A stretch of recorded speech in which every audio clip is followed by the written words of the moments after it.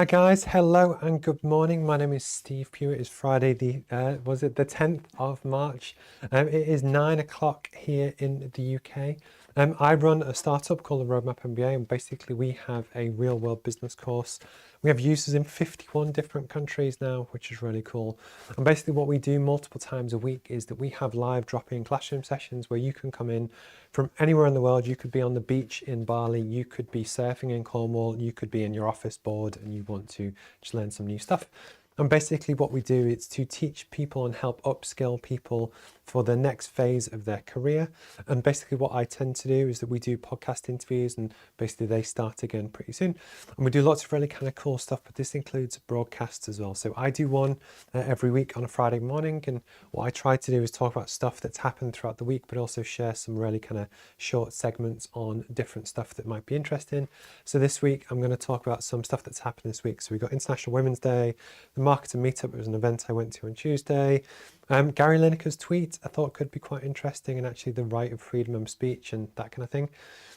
Actually, I've I've started to do TikTok this week. So shout out to Phil Teasdale and also Chloe Clever for the inspiration to kind of do that. But I'm going to touch on that and almost why it's completely different to create 2-second content versus like 10-minute or an hour content, and why it's actually harder. I did some consultancy this week. I think it was this week. Yes, it was Monday. And it was to do with helping an organization really understand their aims, goals, and ambitions, where they want to be, and why it's important to do top-down thinking to really plan out the business, but also bottom-up as a sense check. So I'm going to explain what that is and how you can kind of use it. I'm going to talk about the power of PR, because hopefully I've got some press releases coming soon, and why I would recommend you kind of looking at that as well. And then also the power of trends as well. I went to a really excellent talk on Tuesday. Shout out to the guys at Trend Bible. And actually it was such a really interesting concept that I wanted to kind of talk about. The other things that I was manically kind of setting up before this kind of went live, with Apple expected to launch their AR VR headset this summer, we've been testing and playing with 360 content now for about a year or so. So I have an Oculus Rift headset you might be able to just see on the floor down there. And basically it was to learn the craft, to see how could we do something really special for that space. So I've been filming on something called an Insta360 One X2 camera, which films in 360. So if you go onto YouTube probably tomorrow, because it takes a while to process, you'll be able to watch this in 360, but actually hopefully feel like you're in the room, but you can look around and that kind of thing. But the one challenge that we always had was that sound was terrible. So the camera is give or take 400 quid, so it's not mega expensive. The image quality is okay. It's not great. It's not as good, good as what you'll see on this, but the sound quality was awful. So what I wanted to do in kind of preparation for that was I'm actually wearing a second microphone today. So I use something called a Rode Wireless Go, which is how I transmit from here stood up to the iMac, which then does the main broadcast. But also I was looking for ways, could I also send a similar signal to the 360 so it gets decent lavalier audio as opposed to trying to pick stuff up from the room. So I'm actually wearing a second Rode Wireless Go transmitter to basically try and catch both. And I won't go into the technical reasons why I'm doing that, but that's cool. And then the other thing which I was playing with as well. So I've been on TikTok now for approximately 3 days. And one of the things, obviously I do a lot of live streaming, was actually to, in theory, start to live stream on TikTok. I know that's a thing.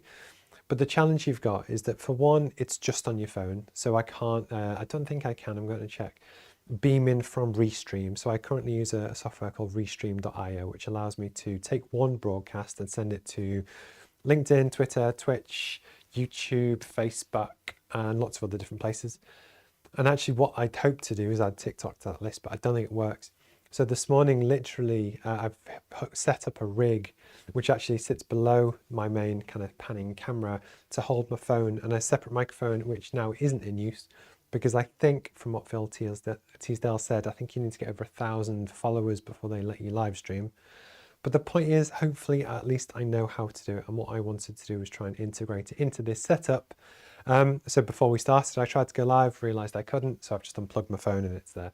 But the idea is, it's how can you continually look to innovate in terms of your offer, what you do, how it works. But I would recommend check out the 360 content if you're interested. So other stuff that I've been up to, I love to kind of share some updates on stuff that we've done as a business.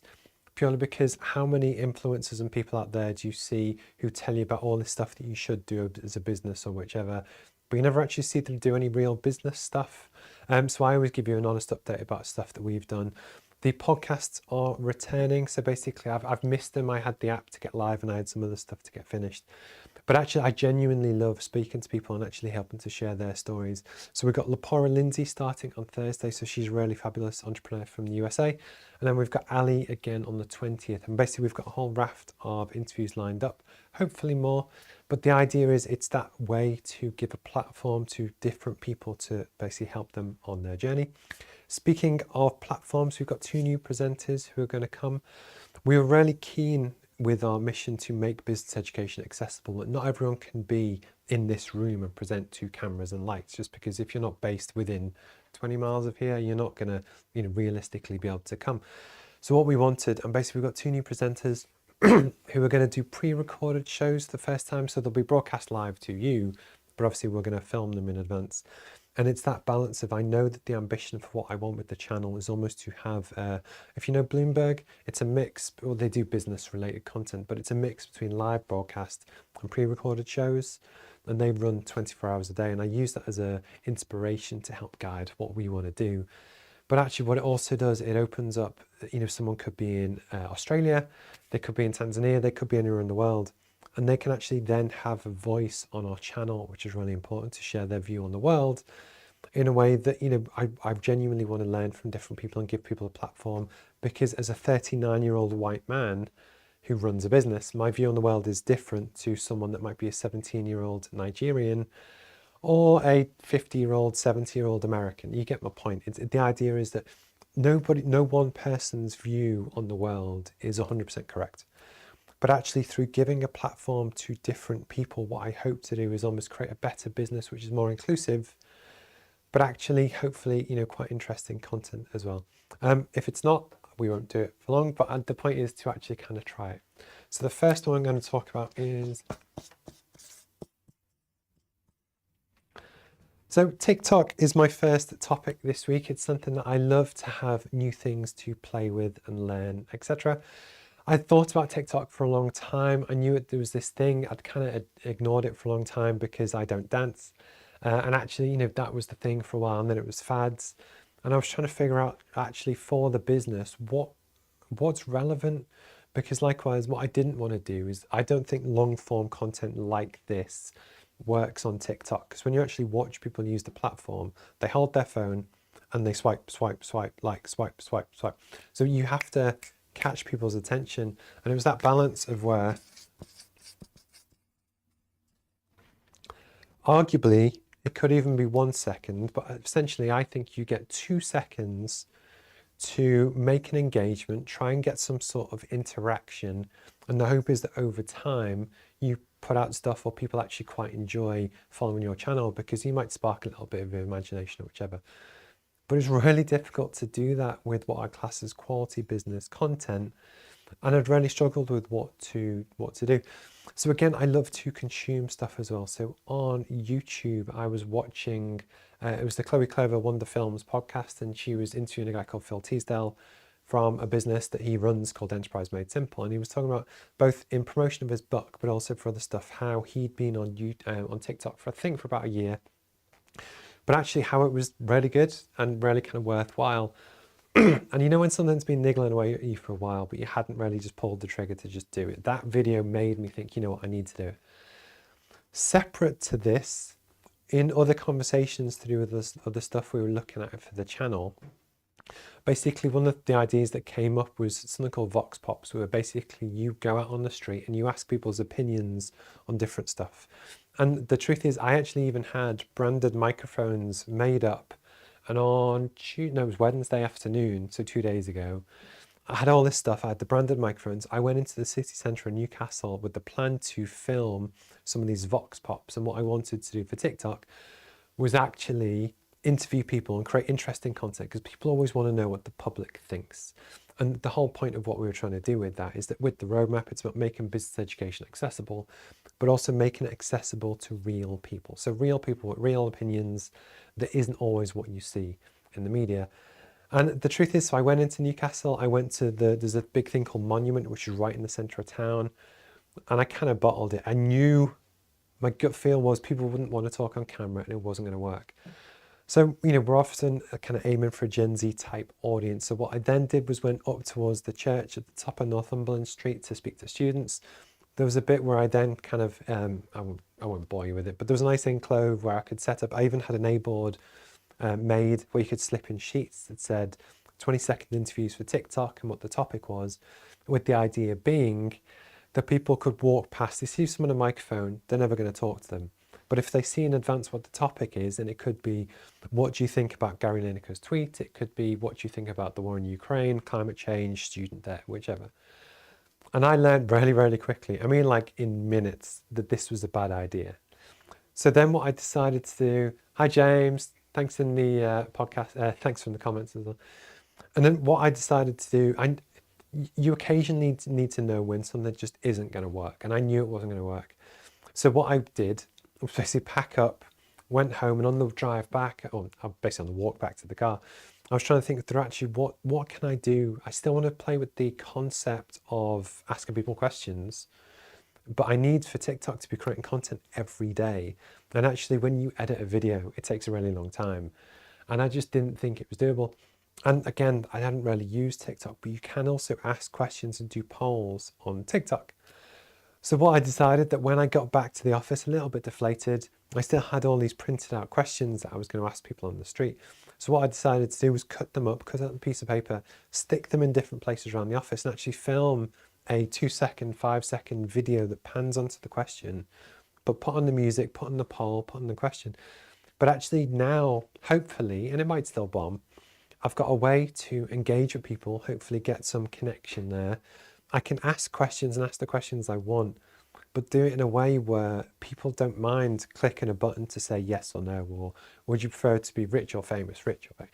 But the idea is it's that thing of when people scroll, within 2 seconds, they will both see the question and they see two elements of Roadmap MBA branding, one in the question bit and one where our little icon is. In the video, you'll see some subtle stuff, like you might see a pan across the book or whichever. But actually then you've got the audio of the voice over AI thing, reading out the question, and then the button. But the idea is what I wanted to try and do was create 2-second content for TikTok, which still achieves the goal of asking real people's opinions on questions, and we can make them really topical stuff based on what's happened in the media kind of that day. But actually I can do it really quickly, if that makes sense.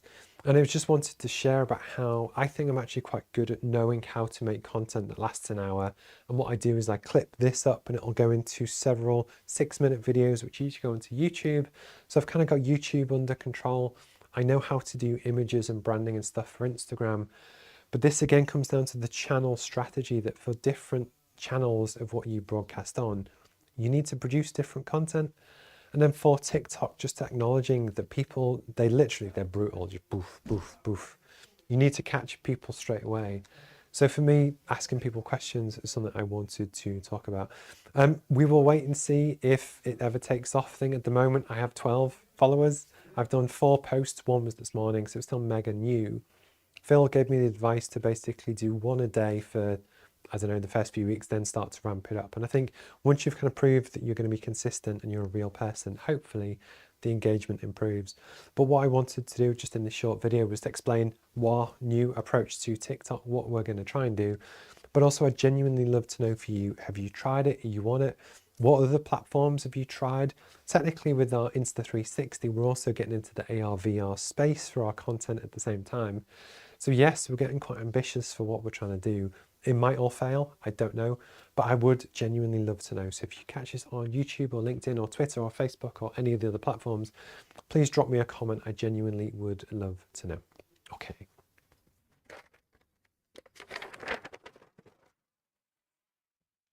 Hi James, sorry, I'm just catching up on your comment. Check out the Strike It Big podcast. They talk a lot about how much time they spent on their thumbnail.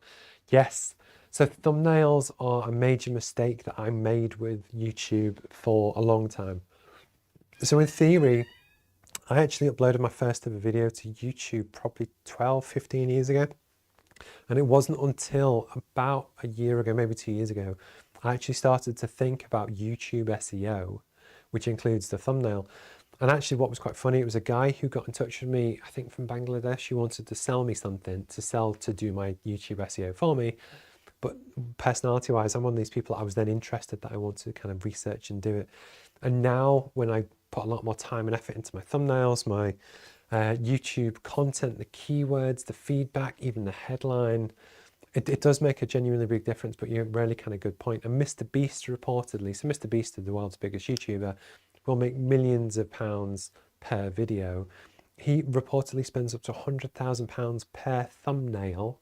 So I think he posts about once a week, but these are mega big budget productions. £100,000 on one thumbnail. But the point is, it is really important to get people's attention and get them to click. But this again was something I was caught in myself, where basically I never wanted to become a clickbaity channel. Does that make sense? You have loads of people that they actually create really good content, but the headline is there to get you to click, not so much give genuine value content. And I never really wanted to fall foul of that, so I haven't done that. But actually, hopefully it's still useful. But no, James, thank you for that. I really appreciate it when you kind of get in touch. Okay, which one do I go to?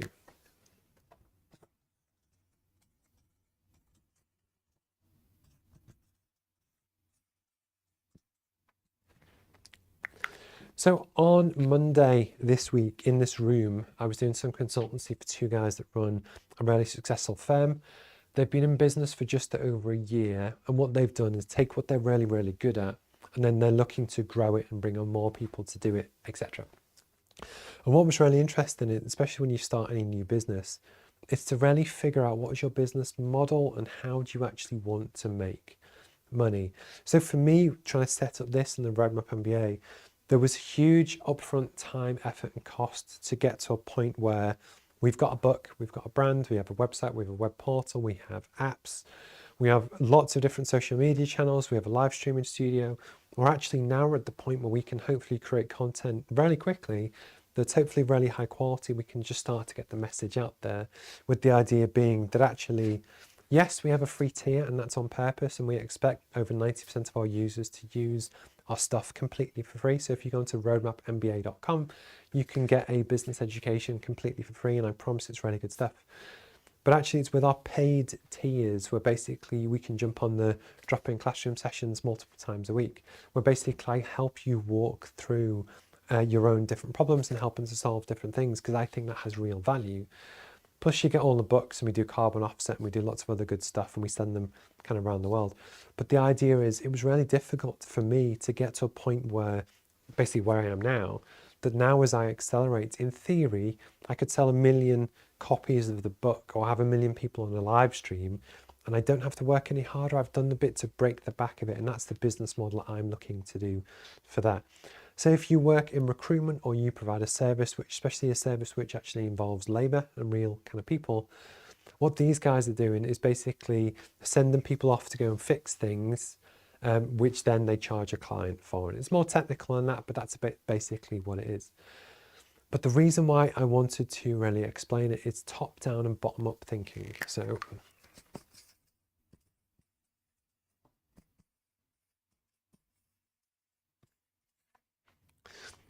one of my first questions when I do consultancy for different people is to say, well, actually, what is it you're trying to achieve with your business? What is your end goal? And often with most people, it's to build something that they can then exit and sell in, say, 5 to 10 years time and make a lot of money. That's the reason why most people start a business. But in order to do that, you have to fast forward 5, 10 years. And what you essentially need to build is something that has intrinsic value. It's something that has its value if the owner or the main people working in the business step away. So with the roadmap, what we're trying to do is build a platform with millions of users and that has really good engagement and that kind of thing, that should someone want to buy it and take it forward, there's an entity that they can buy that at some point won't need me to run. With these guys' businesses, it was the element of, okay, so at the moment you each, I'm going to pick round figures, but say if they could each earn £100,000 a year going out to sell their services and do stuff for other people. Two guys, so therefore £200,000 is what they currently could take home just doing it themselves, just working for themselves. If you then start to do a business and you start to kind of think, well, actually, I want to make more money, I want to build something which can have more value, the bottom up approach would basically be to do with, well, actually, so if we send out men to go and fix trucks, say, so we might pay the person £650 a day to go and do the job, but we charge them out to the client at, say, £800 a day, which basically means that your direct profit off one sale is £150. And the idea of what we're starting to do with this is actually how many units of profit, so how many times you have to sell this to be better off than actually if you didn't try and go that business model and you just sold your own services. So if you earn £100,000 a year just going off to doing your job that you're really good at, brilliant. But actually, how many days of other people's time do you need to sell to be better off than where you are right now? And essentially what you're then starting to do is work out, well, actually, yeah, I would need a database of 500 engineers that I can send to different places. And actually I would need to win work that can feed those 500 people. So actually that could happen. But then again, that could be really difficult to do. These guys might put their prices up. They might put their prices up to $750 a day, in which case your profit drops. And what you're starting to do is actually starting to figure out from a bottom-up approach, could you really kind of make money from this? From the top down though, and if your aim is to build a business which you can one day exit, when you build the org chart for the business, which I will just turn over.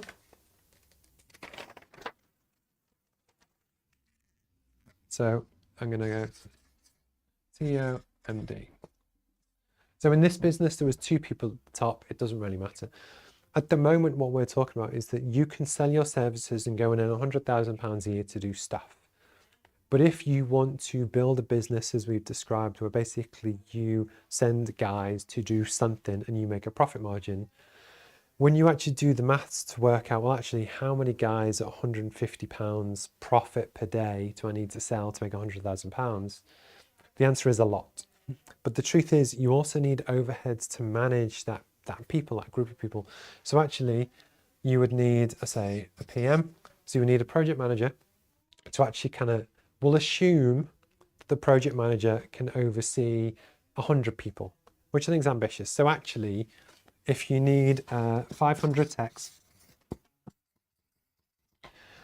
so if you need 500 people, actually you need 5 project managers to manage 100 people each to manage that people. But then you also need an office. You would need admin and payroll, because basically then to actually pay the guys and do all the stuff.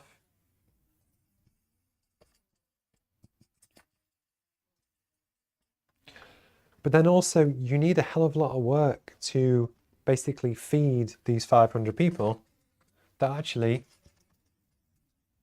you're going to need sales as well. So what you then have is that when you start to add this up, it's not just the 500 guys making £150 profit per sale per day. You've also got the cost of the office, all your overheads, your insurances, your vans, your equipment. You've got your admin and payroll. So that again could be £100,000 worth of cost. So if you had 2 or 3 people to look after 500 guys, that's probably quite realistic. 2 or 3 people, so there's another £100,000. You're going to need 5 project managers to actually allocate the jobs and that to these guys. If they're on 50 grand each, that's another 250. So therefore you're about 350 grand. Then you got a sales team. Then you're up at 450 grand. And then suddenly you have the problem where actually you need £450,000 worth of revenue, at least, not including, that's before you take a salary, before you even break even.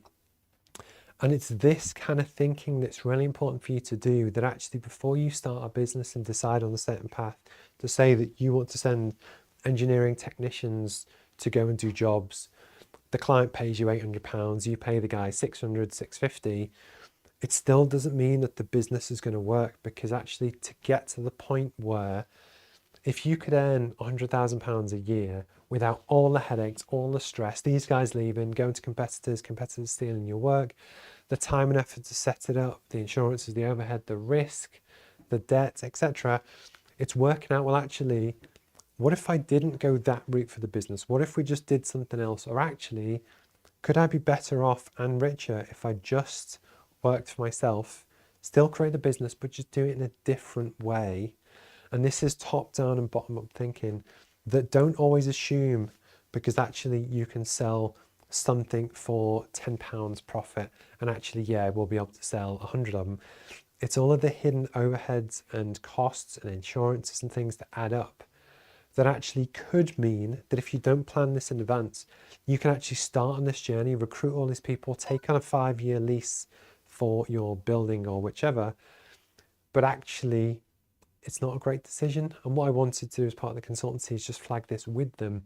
But it is also something really important for you to think about yourself, that for your own business model, what is it you actually want to achieve? Is that going to help you achieve your goal? And actually think from the very start, what is it you actually want to do? Because if it's just a case of get rich, okay, it's a gamble. You could still do this. And the idea is that over time, over its 5-10 years, if you can create a really successful business that brings in millions of pounds, even if you do that, people will only pay you based on what is contractually guaranteed. So for instance, this business could turn over 5 million quid. And you could even make £4 million net profit. But that doesn't mean that it's going to have a multiple of 4 to 5 times X your net profit, because actually if that contract runs out and there's lots of competition out there and you could lose it, yes, it has some value, but it's not inherently guaranteed as well. Say for instance with Apple, so Apple obviously invent their own products, they have their own iPhones, that actually what that then means is that they have value, it's theirs, they own it, or with the roadmap, we own the inherent IP about everything we're doing. So again, it has intrinsic value. And again, if your plan is to exit and sell in the future, it's really important to keep that in mind for the business that you want to build, and actually just will it achieve your goals, etc. If you catch this on YouTube or whichever, my name's Steve. We do a lot of business or entrepreneurship type content on this channel. Check out roadmapmba.com. You can learn a business education completely for free. And yeah, I would appreciate anyone's likes and comments and that kind of thing as well. Okay.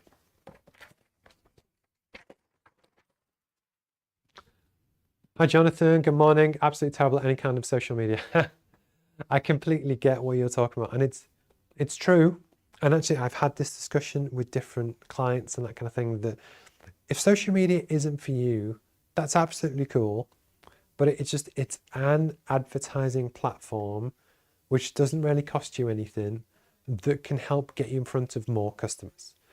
You can choose not to do it, but then you might not be hitting as many customers. And that's just, it's a personal kind of call. I, again, say not a fan of TikTok. I'm not a fan of dancing, and that had put me off TikTok. But actually, it was only when I really kind of figured out what could work. Again, my original plan, and I spent probably 100 quid on getting all this stuff done to go and to follow a path on TikTok, because I thought could be great content. And literally within 20 minutes, I knew it was a bad idea, and I pivoted. But the point is, it's just learning kind of what works for you, what's interesting for you that you're happy to do. Because the other side to it as well, it's the consistency. So having set myself the challenge to do these every week, non-stop, throughout the week, I just come up with ideas and I come out and do it and I present it. But you have to just keep doing it. A one-off post or a one-off thing is no good. It's years and years and years of hard work, hopefully builds awareness, which then builds consideration, then intent to buy, etc. And it's that thing, you've really kind of got to love what you're doing. So for me, I do kind of enjoy presenting, but I also love learning new technology and stuff like that, because I love that kind of stuff. And it's that which keeps it interesting. So actually, when I had the opportunity to plan a new platform and try something new, I actually quite looked forward to it. But no, genuinely, I appreciate the comment and stuff as well. Okay. I've done that one. I've done that one. Okay, I'm going to talk about PR. So linking perfectly is a seamless segue to Jonathan's kind of comment. So the whole reason why many of us do marketing, social media, etc., it's about trying to build awareness on what we do. You want to be seen, and you want to share the positive attributes about either yourself to get hired, or your product or service that basically you want people to think, actually, you know what, that looks quite good, I'd buy that, in a way that, brilliant. Or for some people, they do it just for followers and, you know, for fun, which is cool. In this case, are talking about just in a, you know, business kind of context. But the whole reason of doing social media is to raise awareness of what you do, provide some sort of value and service which separates you out from other people. And what you ideally want to do is be seen as an authority or an expert on a certain topic, that actually people then trust you more, actually about a lot of things, but actually they trust you more about what your area of expertise is, that they then buy your product or hire you to do certain stuff. So I'm a management consultant. I get paid to do that every day. I'm actually quite good at it, and hence why we've built the business and the roadmap in a way to, I guess, commercialize that, but actually help, you know, millions of people at the same time. And then also from a trust point of view, I've been doing a lot of Trustpilot reviews, which is really cool. So thank you to anyone that's kind of helped me with those. But also when we do live streams every week, even if I'm not really your cup of tea, I want you to hopefully at least think I'm committed and I'm consistent and I'll turn up. And one of the things I always try and do is just execute to a high standard. So it doesn't matter what it is, be it TikTok or a live stream studio or a textbook or a service, I always try and give my best. I think that's a Boy Scout thing. But it was just something that I wanted to kind of talk about as well. So PR is a really important part of this. So when you run your social media accounts, you might have, what do we have? So we've got Instagram, TikTok, Facebook, Twitter, LinkedIn, and maybe if you're YouTube, and a few others. And the idea is that over time, people start to see your stuff and hopefully see value in it, that they might then click through, what's this course? I'll check it out, etc. But a lot of that is coming from yourself. So it's when you're saying to the world, we're really good at this, trust us, buy our stuff. That has some value, but when it comes from the person selling what they're trying to sell, it doesn't have as much trust. And essentially what we're looking to build at PR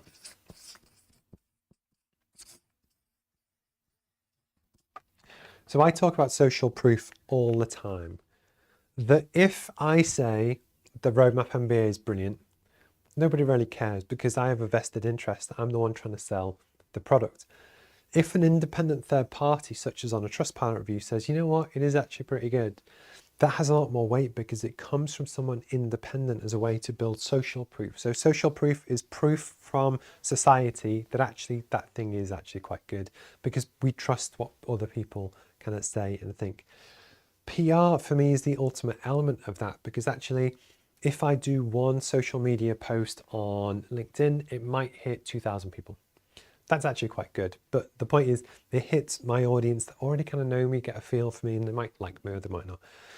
PR, especially targeted PR, is a way to hit a huge number of people, but actually you will hopefully hit a new audience that might not currently know who you are.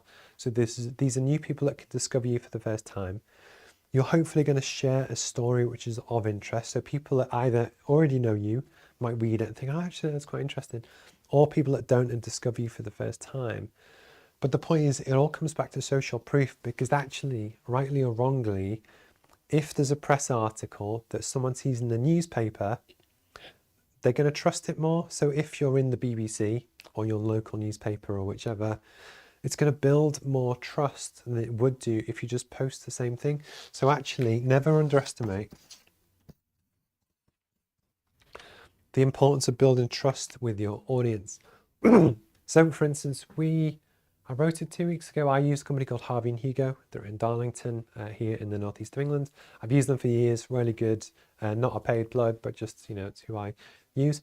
And basically, especially when the roadmap hit 50 countries, what I wanted to do, because again, my biggest challenge for the company is to build credibility and brand awareness. I know the product is good, so it's that balance of just starting to tell people more about it. So when we hit 50 countries 2 weeks ago, I knew I wanted to do a press release. I had a guy called Christoph come in and do some photos a while back. I think that was before Christmas. I wrote up a press release, sent it to them. They've improved it and then sent it to media. But the idea is through PR, you can hit different press and media agencies. They then hopefully actually put that on their socials and in their physical print magazines or papers. But then what that does, when other people see it, they will trust it a lot more than if it just comes out of my mouth. So although there is inherent cost when you actually use a PR agency to write something for you and then send it out to you, it actually is really good value for money, hopefully, if it does hit good people. And then something that Charlotte also talks about at Harvey and Hugo as well is to PR your PR. So basically, you take that newspaper article, if it's featured in a local trusted source, you then push that back out through your own social media. And what that then does is make people that follow your social media trust you even more, because you've got an independent third party source talk about what you do. The reason why I'm talking about this is, as I said at the start, I've got a press release. Hopefully it might be in the paper today, it might be next week. But this is real live stuff that I put my real life money on to do. And actually, I think you should do the same as well. It has genuine inherent value. And even if you do like social media or whichever, always consider traditional media as well, because it does have real inherent value. I know I say this all the time, but it's because I clip things up and go onto YouTube and that kind of thing as their own independent video. But my name's Steve. If you kind of check this out, check out the Roadmap MBA, is we believe the world's best way to get a free business education. The aim is to help you grow your business or career, and basically give you the complete roadmap to grow and develop. And yeah, you can also learn completely for free as well. Okay.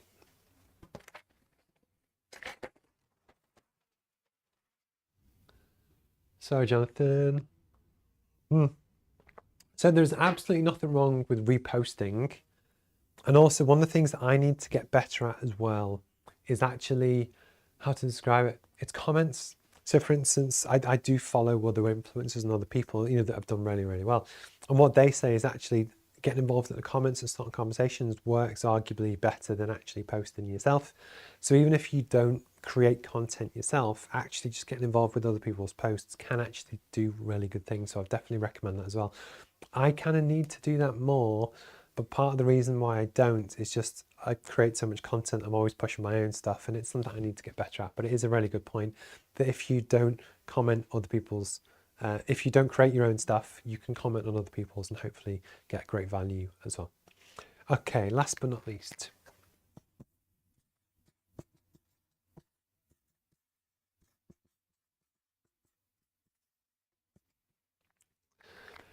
So something that I've been aware of for a while, I first saw Joanna Feely speak about 5-6 years ago. So she is the founder of a company called Trend Bible. If you Google them, they're excellent. So just search for Trend Bible, all one word. And what they do specifically around the home, family, and kind of children is forecast trends for bigger companies so that people know what's coming down the pipeline, excuse me, so that they can build their product or service so that when a trend hits, you're already in the right place at the right time to make the most of it and hopefully make a ton of money.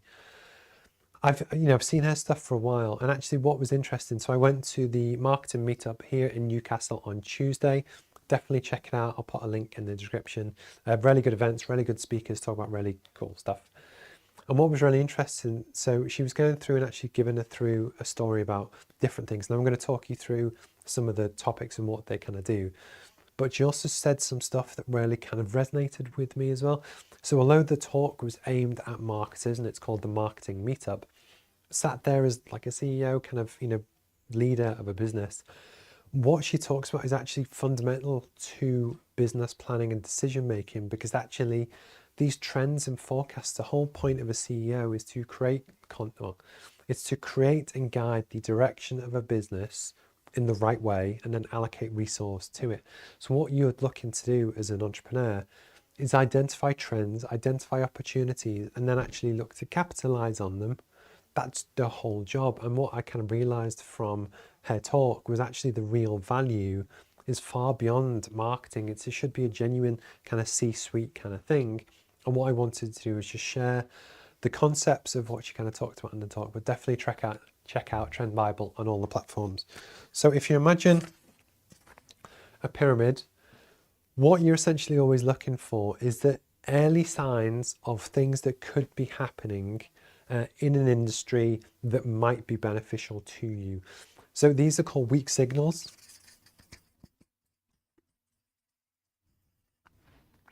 So these are really early signs of things to keep an eye out for, which could benefit you or could impact you. The example she gave in the talk was through veganism and how in 2014 you started to see more people start to post and almost be open to meat-free products. And over time, that was the example she went through, all the point where now, hi Paul, good morning, to the point where now actually it's really common that, you know, veganism is a real thing and it's a multi-billion-dollar industry. But in 2014, it wasn't always true. For me, one of the things that I've been watching, which is part of the reason why I'm filming this in 360 as we speak, is to do with AR and VR. So people have been aware for virtual reality for years. At home, I have an original 1989 Game Boy, and I swear even, oh God, 25, 30 years ago, I'm sure there was a Game Boy VR, and it was basically a normal screen that you just put close to your face. But people have known for a long time that eventually, at some point, if you've ever seen the film Ready Player One, which is a Steven Spielberg film, and actually all the things that I'm talking about are all signals themselves. But the idea is at some point we might all live with headsets on. Think of the Matrix as well, when you're just immersed in a simulation. But the idea is you spot trends and things that happen that over time start to build evidence. And the point is you identify all these different signals that guide your thinking, to guide your business. So you go from weak signals to early signs. So in terms of businesses and what we're kind of starting to talk about, so for AR VR, it's been around for years, but the technology wasn't really ready. You had Oculus start, and then Oculus were bought by Facebook, now Meta, I think about 5 years ago. And actually, I even have an Oculus Quest 2 down there. It's fine, it's great, it's not brilliant, it's not comfortable to wear for too long, but actually some of the stuff is pretty cool. But the point is, I'm kind of an early adopter of different stuff, and I've kind of been watching this for a while, and I wanted to look at a business point of view that could you feel be in Japan but feel like you're in the room, and I wanted to learn how to do that. Then the next is growing evidence. Oh, I've broke my pen, so I'm just going to swap pens. And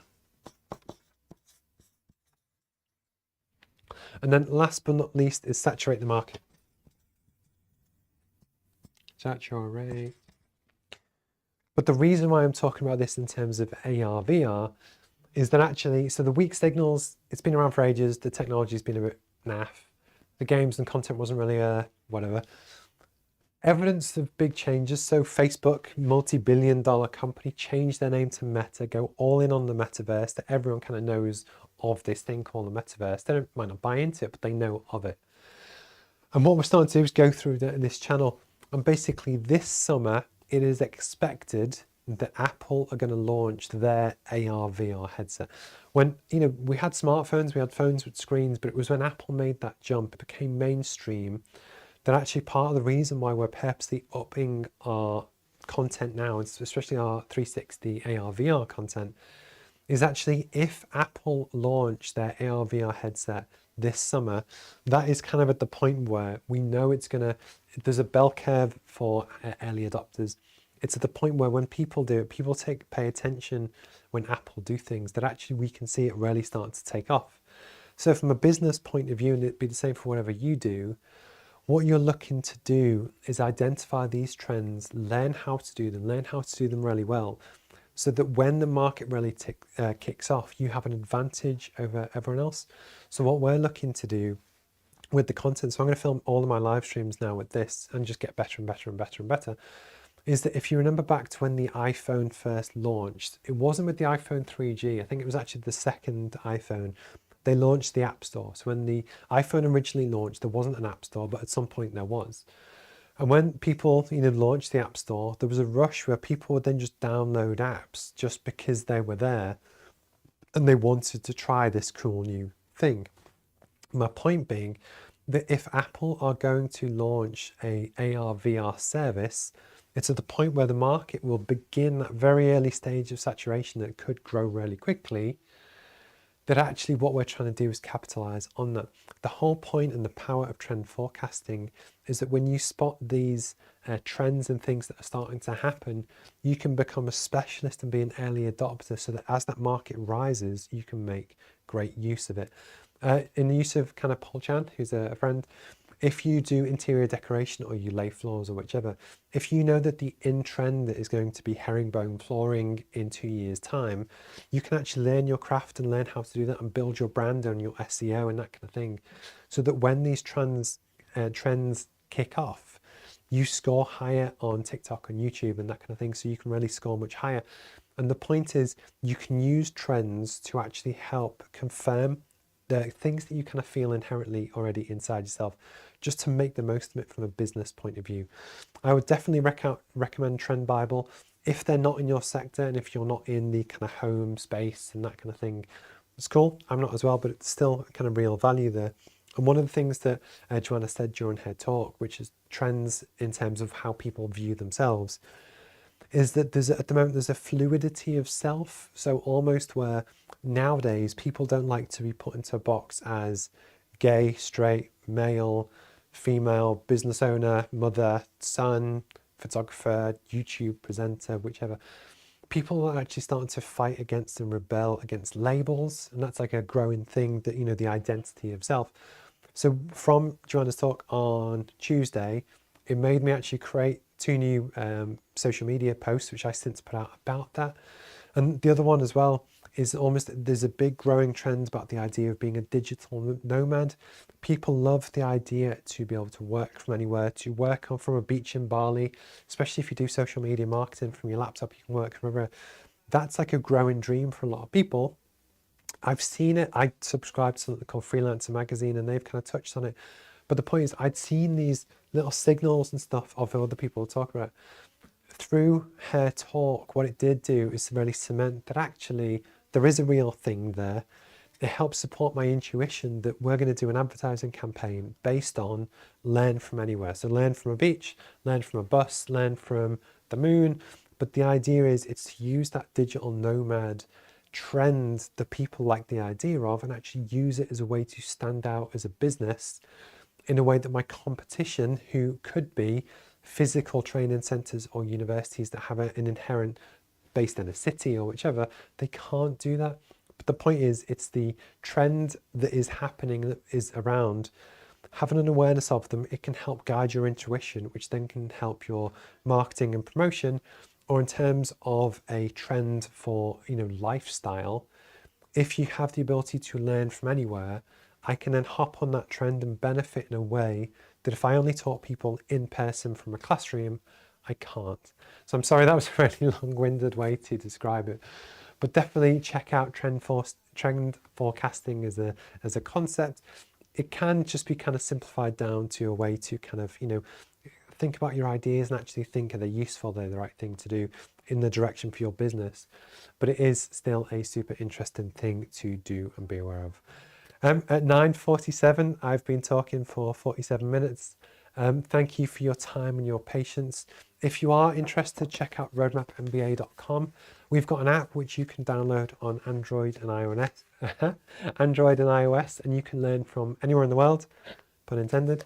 But actually, you can also learn completely for free as well. So there's no ads, there's no sneaky, chargy things, there's no recurring payments, whatever. It's there for the right reasons. And then the hope is that actually, if you find value in the content and you might want to get more involved, maybe pick my brains or get a physical book or pay one forward to donate it and help other people around the world, you can do that as well. And that's what our paid options are as well. So genuinely, have a wonderful Friday. Have a wonderful weekend. Paul, I'll probably see you online later. Have a great Friday, everyone. I appreciate your time. I genuinely do. And I'll speak to you soon. All right, cheers, guys. Thank you. Bye-bye.